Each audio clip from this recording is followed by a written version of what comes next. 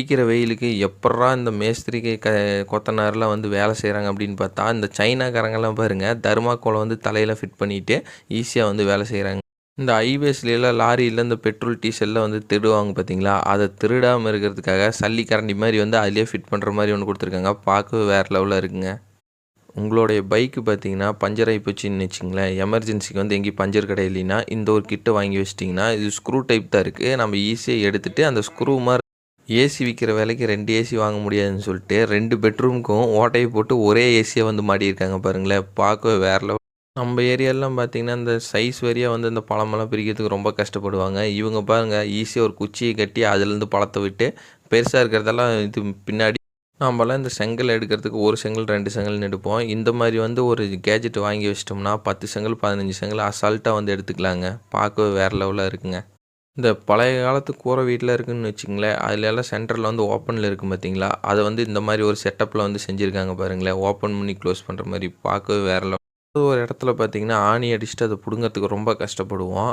கடைசியா இருந்துட்டு ஆணியே புடுங்க வேணான்டா அப்படிங்கிற நிலைமைக்கு வந்துரும். இந்த மாரி ஒரு டூல வாங்கி வச்சுட்டோம்னா ஈஸியா வந்து இந்த புதுசா வீடு கட்டுனாங்கன்னா, அந்த பூசு வேலை பார்க்குறதுக்கு அதிகமா காசு ஆகுன்ட்டு, இந்த மாரி தர்மாக்கோல்ல ரெடிமேடா வாங்கி ஃபிட் பண்ணிடுறாங்க. பார்க்கவே வேற லெவலா இருக்குங்க. எவ்வளோ பெரிய பார்பரா இருந்தாலுமே, அவங்களுக்கு இது முடிக்கு வந்து அவங்களே வெட்ட முடியாது அப்படிம்பாங்க. இவரு பாருங்க வேற லெவலான ஆளா இருக்காரு. சூப்பரா வந்து அவருக்கும் வெட்டிக்கிறாரு. மத்தவங்களுக்கு வீட்ல பார்த்தீங்கன்னா, எல்லாரும் கதவ தட்டி ஒரு வழி பண்ணிருவாங்க அப்படின்னு சொல்லிட்டு, இவங்க பாருங்க காலிங் பெல் மாரி வந்து கதவையே தட்டுற மாரி வச்சிருக்காங்க. பார்க்கவே வேற லெவலா இருக்குங்க. இந்த வீட்லயெல்லாம் சீக்ரெட் டோர்னா இந்த மாரி தாங்க செய்யணும். பார்க்கவே வேற லெவலா இருக்குங்க.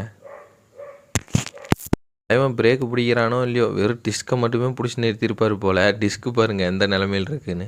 நம்ம ஊர்லயெல்லாம் பார்த்தீங்கன்னா, களவு பூசுறதுக்கு இன்னும் ஆளுகள தான் வந்து தேடிட்டு இருப்போம். இவங்க பாருங்க ஒரு மிஷினே வந்து கண்டுபிடிச்சுட்டாங்க. ஈஸியா வந்து அது களவு பூசி குடுத்துருது பாருங்களேன். பார்க்கவே ஒவ்வொரு நெட்டுக்கும் பார்த்தீங்கன்னா, நம்ம வந்து ஸ்பேனர் வாங்க முடியாதுன்ட்டு, ஒரே ஸ்பேனர்ல பாருங்க ஒரு நெட்ட வச்சு அதில வந்து போல்ட் போட்டு டைட் பண்ணி, நமக்கு அது வேணுங்கிற மாரி சைஸ் வச்சு அட்ஜஸ்ட் பண்ணிக்கிற மாரி.